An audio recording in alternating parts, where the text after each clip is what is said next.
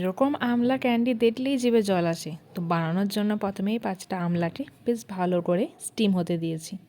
Steam হয়ে গেলে আমলার থেকে বীজ ফেলে দিয়ে সেগুলোকে আমি কারেন্টের শিলনোড়াতে নিয়ে নিয়েছি। আর নিয়েছি 2 কোয়া আদা আর পরিমাণ মতো লবণ দিয়ে বেশ ভালোভাবে পেস্ট করে নিয়েছি। পেস্ট হয়ে গেলে সেটাকে প্যানে দিয়েছি আর দিয়েছি পরিমাণ মতো গুড়। নাড়তে নাড়তে যখন গুড় গলে গিয়ে আমলার সাথে বেশ ভালোভাবে মিশে যাবে, তখন আমি উপর থেকে দিয়ে দিয়েছি কিছুটা কর্নফ্লাওয়ার গোলা জল। তারপরে আবারও বেশ ভালোভাবে মিশিয়ে নিয়েছি। এরপরে আমি দিয়েছি উপর থেকে 1 চিমটে লেবুর রস।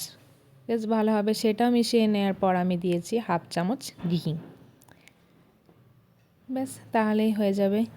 এই মিশ্রণটাকে আমি এরপর নামিয়ে একটা প্লেটে বেশ ভালোভাবে মেলে রেখে দিয়েছি। এটা আমি 30 মিনিটের মতো ঠান্ডা রাখতে দিলাম।